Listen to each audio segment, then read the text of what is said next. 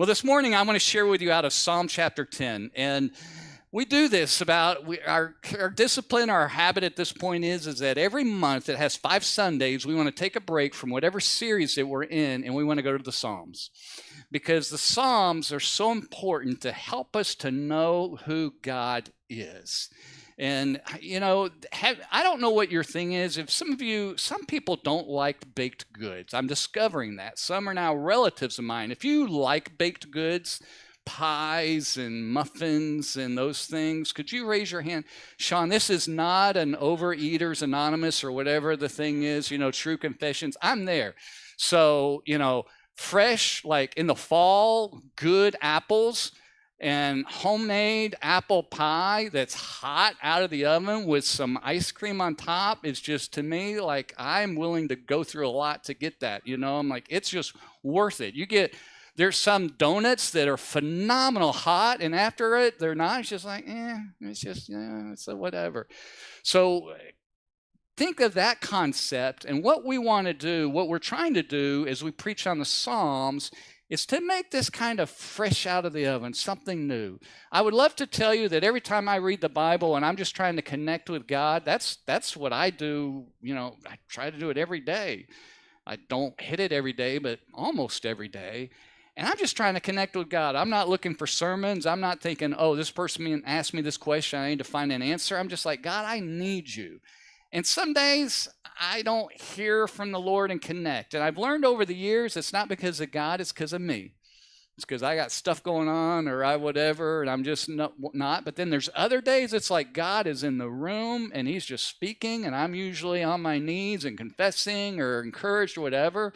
And that's like that fresh bread. That's like that fresh, hot out of the oven, hearing from the Lord.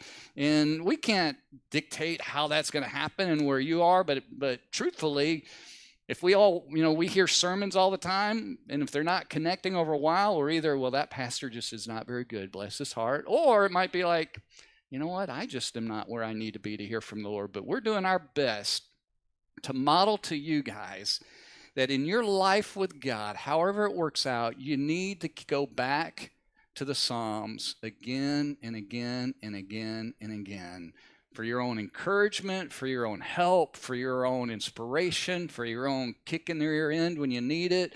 For all of that, we need the Psalms. And so just a steady diet in our life. And so we're trying to model that which we have here. So this morning, we're tackling Psalm chapter 10. And I'll be honest, I read it, I'm like, oh man, I really don't want to preach on that. Like, what is that about? But I'm actually excited to talk to you about it, because most likely King David wrote this psalm, and he's asking a very important question. God, where are you when all the problems and suffering hit in this world? God, I don't see you doing anything. God, you are not showing up. He asks a very important question that most of us at some point in our life ask in general when we see bad stuff going on. Why is so-and-so able to get away with this and seem like they shouldn't be? And then we ask it when those things are hitting ourselves personally. Forgive me, I had a cold last week. I feel fine, but these colds are just like, that cough won't go away. And so he's asking a deep question for our life. And we're going to see this morning that we can and should take the hard questions that we all have to God to look for answers. So read with me, if you would, in Psalm chapter 10, starting in verse 1. The Bible says this: "Why, O Lord, do you stand far away?" We'll pause right there for a minute. I want this, if at all possible, not to be just a normal, like, here's what the Bible says and here's some points for your life. We should go to the Bible not to just get advice. We should go to the Bible to meet with the God of heaven and have him speak into our life and into our world. Think about that. How many of you have been at a point in your life where you're like, God, this is going on and I don't see you doing anything? Where are you, God, when this is hitting? Maybe you look back in your life and you're asking that question. Maybe it was something when you were younger. God, where were you? Why did you allow that to go on? Maybe you see something going on in a community, or you read something in the paper, you see it in the news. God, that's really bad. Why? Where are you? Aren't you a God who sees? Aren't you a God who cares? Aren't you a God in charge? That's what's going on. King David, whoever wrote it, probably King David, he's asking a hard and important question that all of us ask. He says, why do you hide yourself in times of trouble? God, when it's hitting the fan, when times are rough, why does it seem like you're not showing up? I don't understand this, God. You're a God who says you're present, you're everywhere, you have all the wisdom in the world. You're a God who cares, you're a God who's holy, you're a God who's just, who's righteous. And why does it seem like you're absent? Why does it seem like you're doing nothing? When I was a freshman in high school, I was teased by a guy in Spanish class. His first name was Vinny. And he teased me incessantly about my red hair. And it became a problem. In fact, we got into a fight one day because I got sick of it and I hauled off and hit him. So kids, you probably didn't hear that. And pastor, you aren't supposed to be teaching kids that. I'm like, I don't know. You can do it. You can just, I don't know. And it was a one-punch shot each, and he ended up breaking his hand on my forehead, and which is, in the end, to be honest with you, it was like God just like ended his baseball season, everything was done, and he never teased me after it because I stood up to him. Sometimes you just got to stand up to bullies, but anyway, that's a whole side story. That's a whole side story. But as a student, a freshman, 13 years old, and this was an upperclassman, he had at least 60 pounds on me, all of that, right? Big guy to pick on some scrawny little 130-pound dripping wet freshman. But at the end of the day, I was like, the teacher hears this every day in class. Why in the world is she not standing up and like saying, knock it off, Vinny? Cut it out. Cut it out. That's the question that's being asked. And we have all thought the same thing when it comes to God. Read verse 2 with me. In arrogance. Here's his case of what he sees. So now that's just his question, and here's the problem. In arrogance, the wicked hotly pursue the poor. Let them be caught in the schemes that they have devised. God, the wicked are so proud and arrogant, and they are hotly pursuing. They are right on their heels. They're like a cheetah going after the gazelle in the African plain. They are just everything they can do to benefit on the backs of the other people, harming them. Oh God, would you let them get just results? Would you let them be caught in their own plans? Would you let them be like the trapper who sets the trap for the game? And God, would you let them step in their own snare and get caught? That's a good prayer, because God is a just God who deals with the sins of people according to the nature of it. And he says, and by the way, karma is such a concept today, right? I've heard tool karma from people like, I believe in tool karma. If I loan my tools to others and give them good prices, it'll come back to me. This, whatever I give out comes back. Karma is not a thing at all. The universe is not a sentient being that's kind of looking out for karma towards you. I mean, it's just really a dumb concept when you think about it. God, however, is the source of justice, who does bless and punish according to how we live. And there's a lot more to be unpacked under that, and some people mistake some of that for karma, but it has nothing to do with the universe. It has everything to do with a God in heaven who are sovereignly running everything and dealing with it. And our prayer should be to God to deal with these. He goes on in verse 3, for the wicked boasts of the desires of his soul, and the one greedy for gain curses and renounces the Lord. And in the pride of his face, the wicked does not seek him, and all his thoughts are, there is no God. What King David is saying is that, God, there are people out there who believe they're entitled to take from others by force, by scheme, by trickery, what is not theirs, but they are entitled to it. He's talking about entitlement.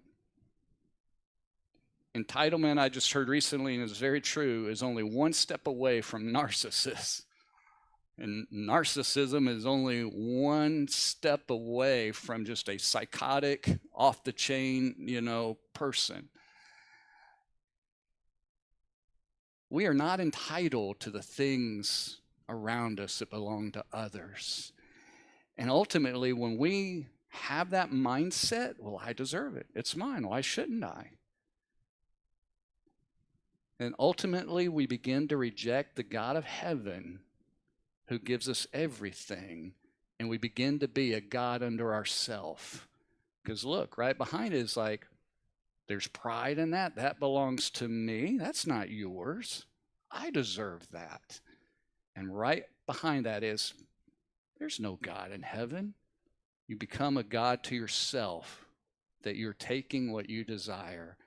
By the way, mom and dad in this world, we are rapidly and rampantly raising a generation of entitled kids.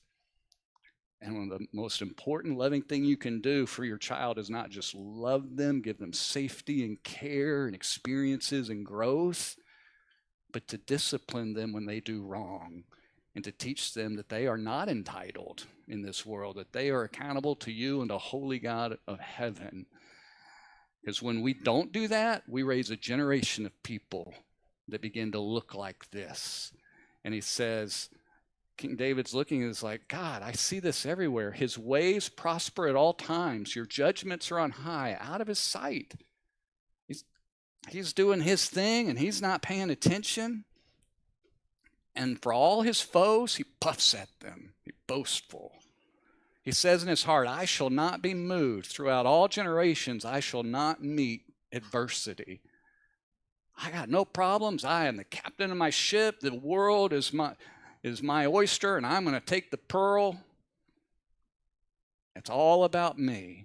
His mouth is filled with cursing and deceit and oppression and whatever he needs to do to get what he can from others. He sits in ambush in the villages and hiding places. He murders the innocent. His eyes stealthily watch for the helpless. He lurks in ambush like a lion in his thicket. He lurks that he may seize the poor, and he seizes the poor when he draws him into his net. The helpless are crushed, sink down, and fall by his might. And he says in his heart, God has forgotten. He has hidden his face. He will never see it. That's the motto of the abuser. There's no God that I'm accountable to. He doesn't care. Nothing's going to happen. I deserve it. I'm going to do this, regardless of what happens to those around me in their life. I want you to notice just a few things this morning as we unpack this for our life today. As we share on Sunday mornings, what should be in all of our hearts is, God, I want to know you.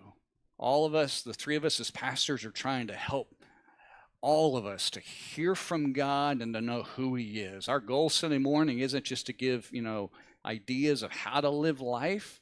That's in the middle of it. But how to live life comes out of knowing the God who gave us life. In fact, in Peter, he says that God gives us all we need for life and godliness through the knowledge of him. If you want to know how to live your life and what you need to survive and to thrive in life and to live the fulfilled life, it comes through knowing God. So we want to help that. We want to live out that prayer. And along the way, we want to also reveal ourselves to each other. Most of us just don't know ourselves as we ought to. There's a lot of self-discovery. As we read the Bible reads us. As we reach out and try to seek God, God reaches out and speaks into our life, and we discover more of who we are. And honestly, when we discover it, it's not such a pretty picture. And that's where God's purity and God's holiness and righteousness and love meets our mess and our fallen shortness and our sin and our brokenness. And that's where life change comes. So let me share out of this 4 things. We have time this morning The first thing I want us to recognize as we think about the truths of this passage is that we should take the hard questions to God. So often we complain about the hard things. Well, why is God this? Why is the world like that? And we're prone to we'd be more apt to put something on social media to give, why is this going on, and to poke at people in other situations. And we carry that even in our life. And you know what we should do? This verse is telling us all the hardest questions you have in your life, the ones that you're not so sure there's even an answer for, we ought to ask those questions.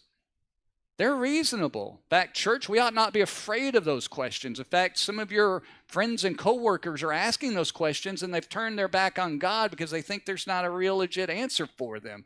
We ought not shame them or be frustrated or angry at them. We should do the opposite. You know what? Let's ask God what he has to say about that. Every hard question you have that you think there is no answer for, you ought to take to God. And we ought to ask him.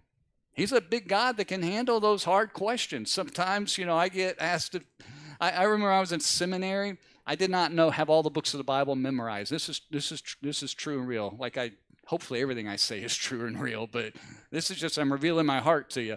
I remember thinking, I'm going to be in a church one day, and some little second grader is going to ask me about the books of the Bible, and I don't even have them memorized. They're all out of order. So I memorized the books of the Bible just so that no kid would just stump me, just I got to at least know this, get this down.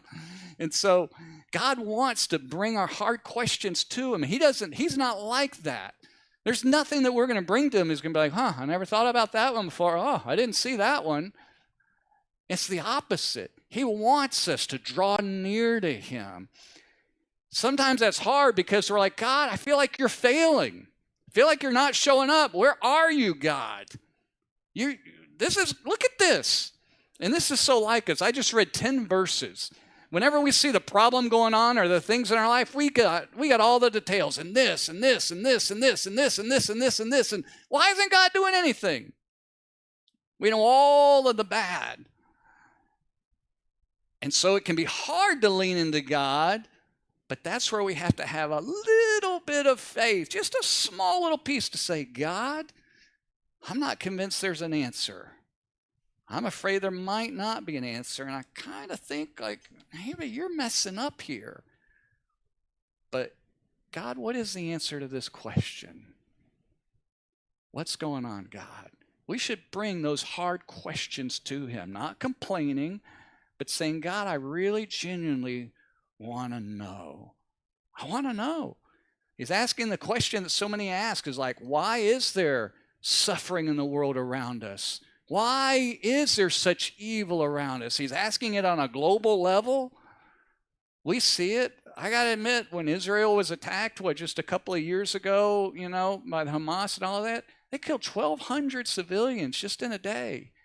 And you read the accounts and the stories of the rapes and the abductions and all of that. It's horrific. That's not even soldiers lining up against soldiers. I'm like, God, why? What in the world? This is horrible. Just terrible. He's asking the bigger question. If you're a just God in heaven who's overseeing all of this, why in the world are we letting that go on? Why are you allowing all of the abuse that has happened in the world? Why are you allowing the death and the suffering on this huge scale? Sometimes we ask that hard question. But you know what I find as a pastor, the bigger question that is harder to ask, because that's a little bit in the abstract. It's those folks over there. The one that really hits us, the one that's close to home. God, why are you allowing this to me right now, personally? That's the question he's asking. We don't know the backstory of what's going on in this person's life. This was not an abstract thing. There was something spinning. But we should take those questions to God and allow God over time. Those aren't necessarily questions that get answered immediately. They can be, but usually it's a process. But we ought to say, God, what do I need to know that I don't know about you to help me process this? So we take those to him. The second thing I want you to recognize is that we should react and respond to injustice in the world. Not only should we take the hard questions to God and let him speak into us through his word, through other people, because we don't understand what's going on. And the problem is we really don't know God, and we don't have all the data that we need. We'll talk more about that in a minute. But it also means that we should react. We've got a responsibility to react and to respond to the injustice that we live in the world. We shouldn't just live passively as followers of Jesus. We should care. We should care about what happens to people. We should expect to see those injustices. We should expect to see the wrongs in the world. So I think about our church family. When we have people here who are educators in the school system, social workers, law enforcement, people working in government, businesses. I mean, we cover all the gamut around us. And I guarantee you, there are a lot of things that are bad and unjust in what we collectively are exposed to as a church family every day. And we ought to care about it. In fact, the first thing that we should do is we ought to respond to like God, but it's to do what this person did, is to pray. God, I pray that they would be caught in their own devices. Well, Sean, I thought we were supposed to forgive. I thought we weren't supposed to do that kind of stuff. This is probably bad, but I'm going to say it anyway. Like, sometimes you got to throw a punch. And it's God. I see what they're doing. And God, would you do something that I can't do and let them be caught in their own schemes? We're going to see in just a minute that he prays to break the arm of the evildoer. Like this, he's not playing around. And this is God-inspired scripture. We should care. And it should start with a reaction of like, God, this is wrong. And God, would you do something? Increasingly, after I shared about the feeding of the 5,000, remember the story where the disciples saw, hey, Jesus, it's getting late. All these people are hungry. It was actually probably more like feeding of 10,000 plus, maybe 15,000. We don't know. Men, women, and children, everything. And Jesus was like, you feed them. God's kind of convicted me in my life as I see a lot of things that I think are too big for me to do anything about. And now I'm realizing that God's like, oh, yeah, I see that. I'm glad you prayed about it. Now, where's your 2 loaves and 5 fish? I got that right? I didn't flip it. It's hard to always get it straight when you're up here. But what you got, Sean? Yeah, I want to do something about it. So he wants us, when we see injustices, to do what little we know to do. Pray for the big stuff. For God to do what God can do, not take it into our own hand and get revenge, but do what little we can do and bring our 5 loaves and 2 fish or whatever it is in reverse for him to do something, that we should respond. We should respond and not just ignore those things. About 100 years ago, a lot of philosophy and social theory was going on, and something around in the 20s that came out was called critical theory.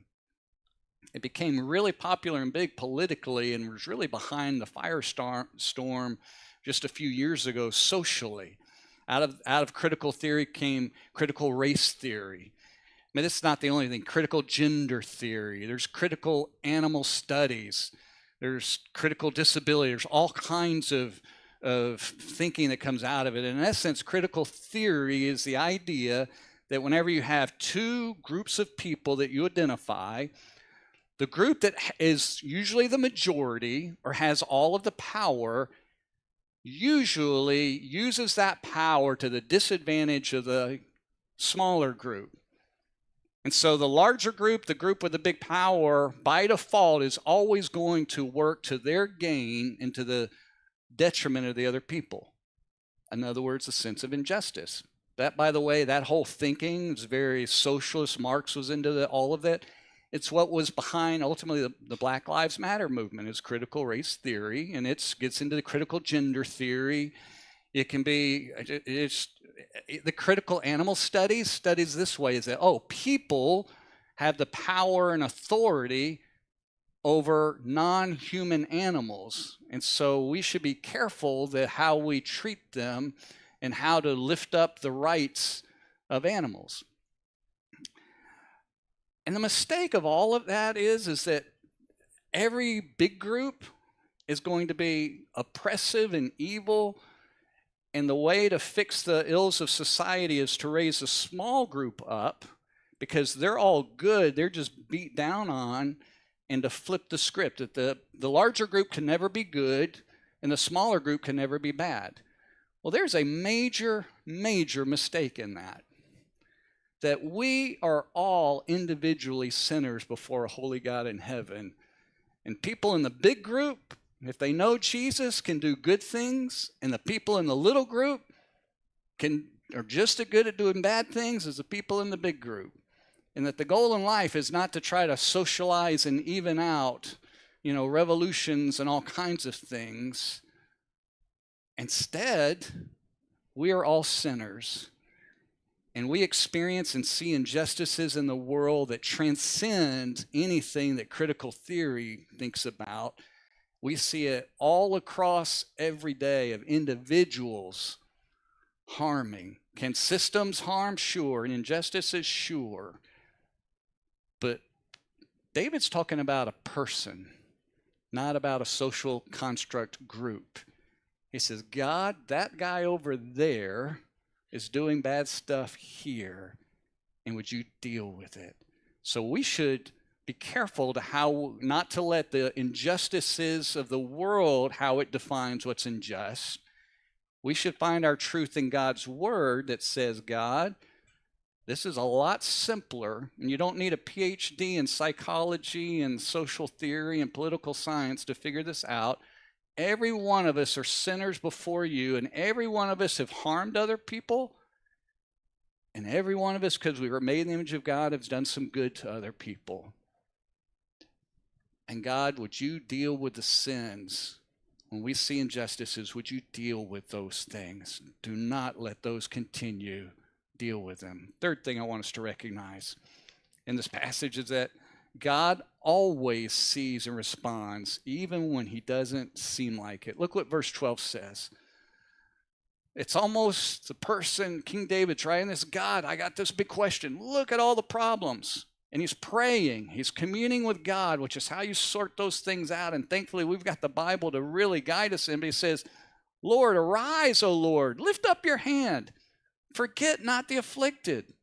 Why does the wicked renounce God and say in his heart, you will not call to account? Why is he getting away with this? God, he's saying you don't care. And I know that's not true. He's getting away with this, God.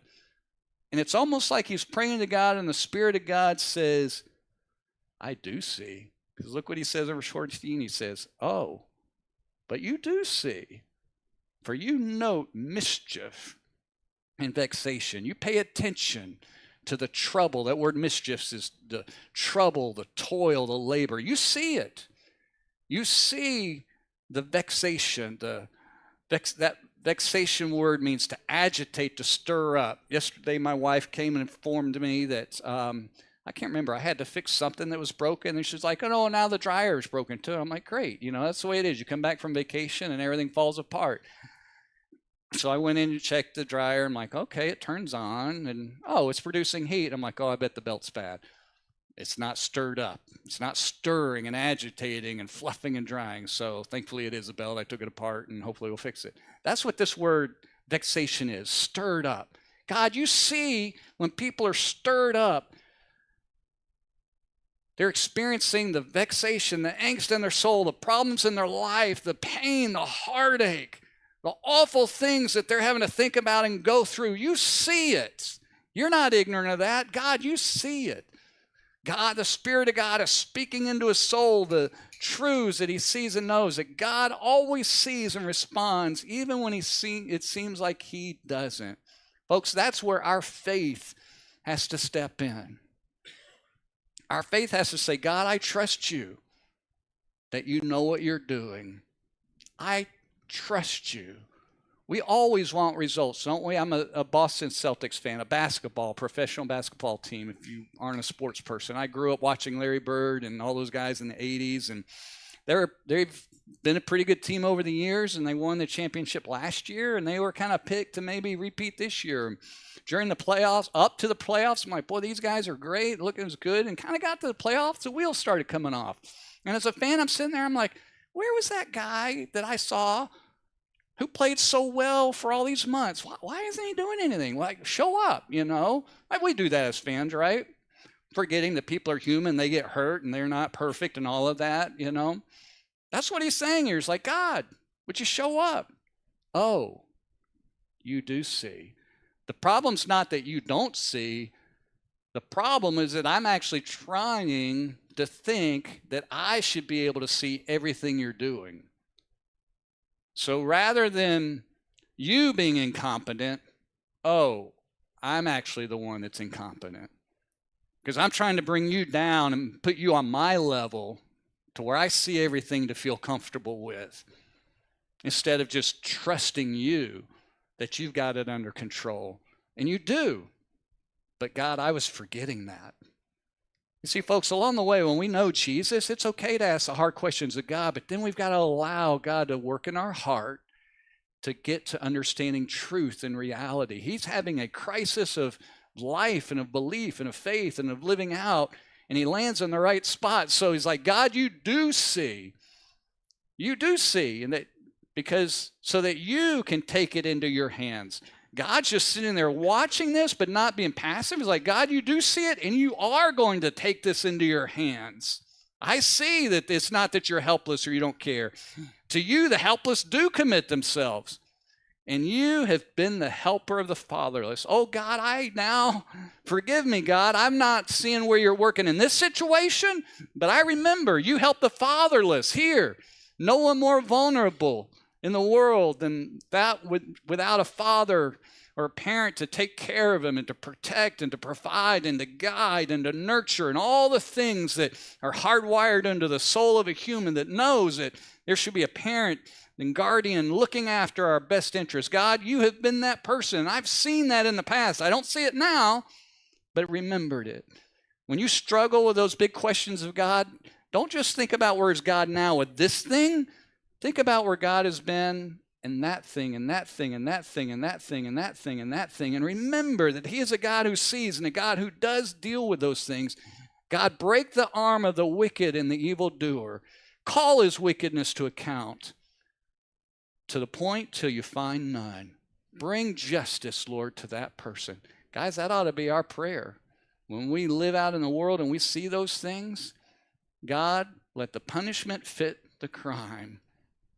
You're a just God, and God, would you deal with that? That should be our prayer as followers of Jesus. So we always should know that God always sees it and he responds, even if it seems like he doesn't. And last thing, and I'm done. The fourth thing is that we should move to faith. Trust God to do his job. That's kind of a common thing, right? A supervisor, say, do your job. Man, do your job. Do your job. Even as so many volunteers are here this morning that were here working long before me, and it's not a job, but they're volunteering and trusted that they will do their thing, right? So we should trust that God is going to do his job. And look what his job is. Verse 16. The Lord is king forever and ever. The nations perish from his land. The nations are a metaphor for the people that are not a part of his kingdom, the people that are not righteous and just, that are not followers of Jesus, who are doing the sin. God is king of his universe, and everyone who is not a part of his kingdom, who've not surrendered to Jesus as Lord and received forgiveness of their sins, God, they will perish and be removed from your kingdom. You see, here's the real issue, guys, with this question. It's not that the problems are so big and we're asking all of these big things. But what happens is in that moment when we are struggling, we're forgetting exactly who God is. He is king who oversees all of it.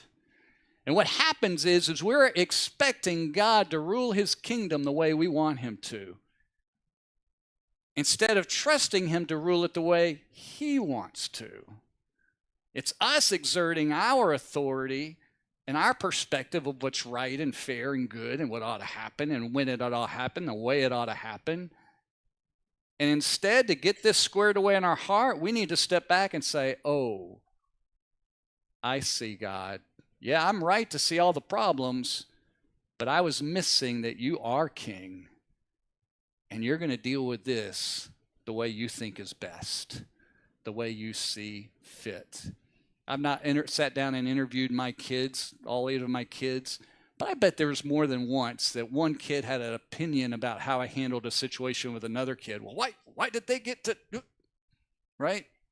Some of you parents are like, oh yeah, I'm dad. You know what I mean? I'm dad. God is king. And his word is far more authoritative than anything that we are as people. And we have to remember, the real question is not why is all the suffering going on in the world? The real question is this: who is God? God is all powerful. He is all knowing. He is all present. There's not a sin in this world, not an abuse in this world, not a problem in this world, not an injustice in this world that escapes his notice. He sees and knows all. He is just. He promises that he will deal with every single sin in this world. No one will get away with a single thing. We think people do, but they don't. Instead, we also have to know that God is a holy God, that he is a just God, that he is pure and righteous, and he cannot ignore any sin, which means he can't even ignore our own sin, and he's a gracious God who loves to forgive. We don't have time to look at 2 Peter, but 2 Peter chapter 3 says that 1,000 days or 1,000 years is as a day with the Lord, and a day is 1,000 years. And that, in other words, God is outside of time. He doesn't look at time. We look at it as like, God, why is this going on for year after year? Why does this person get away with it? God's like, it's just been a moment of time. Like, be patient. I'm going to deal with it. Be patient. Because what the Bible says is God is doing is he's letting each person live their life to give them a chance to repent of their sin and to know him. If you're a follower of Jesus this morning, once upon a time in your life, you sinned against somebody else. And it was bad. It was ugly. You were mean. You were vindictive. You were angry. You were deceitful. You did not care and show interest in their well-being. You cared about you. You took from them. You maligned them. You abused. You did whatever. And the God of heaven saw all of that. And he was gracious to say, but I still love you. And I'm giving you time to respond. Now, I'm grateful for when God's patient with me. And what the writer's having to deal with, that you and I have to deal with, is, oh, God, you're also patient with those other people too when I'm the other end of this, the victim or the receiver of the wrong. And God is patient. And in his kingdom, the way he has set up justice and grace is he will work it all out eventually in the end. And we don't have time to talk about all of that. But the takeaway message for us is for you and me with those big questions of God. They really are questions about who God is more than they are questions of why this is going on in the world. So if you've got some of those big questions, I encourage you this morning to take that to God and say, God, what part of your nature am I missing? What have I forgotten? Where, God, am I presuming that you're not doing your job? Where, God, am I trying to put you down to my level and to meet my expectations instead of backing up and saying, you alone are king and are God? How does God need to change and shape your world? Because the rest of the chapter, the last couple of verses that we're out of time with, is that God will strengthen your heart. When you go to him and ask those questions and when we're struggling, he'll help us endure. He'll help us work through that. He'll bring the healing that we need. He'll work through that. He does bring justice to the fatherless and the oppressed. And he will bring an end to all wrongs. So I don't know where you are this morning, excuse me, in this passage. I don't know how you're processing this. Maybe you're convicted some sins in your own heart that you need to deal with and go to God for the grace that He wants to forgive you. Maybe you're asking the bigger questions more. Maybe you're kind of like trying on God and this whole Jesus thing. And that is a big question. Like, God, how could you be a good God and in charge with all of the mess in the world? And I hope these verses help challenge you to say, God is just being patient. He will deal with all of it. Maybe you're a follower of Jesus and you just want God to deal with all this stuff and to honestly make even this country to be perfect and good and the world to be good. And you're presuming on God instead of just trusting Him to do His job, and you need to let that go. Or maybe you need to come to terms a little bit more of what's some of the bad stuff that's happened to you, or maybe just the headaches of life, or maybe the lack of expectations being met. God, I thought my life was going to be like this. Why is it not working out for me like it did these other people? And the only answer to that is God is God. And you have to trust Him that He actually has your best interest at heart. He has a way of using pain in our life to teach us faith, to mature us, to teach us humility and dependence on Him. And it probably, He's allowing some of that to keep you close to Him instead of flying high off on your own away from Him. And it's better that you're walking through that than if you didn't. But whatever God has been speaking in your heart this morning, I encourage you to respond to Him today.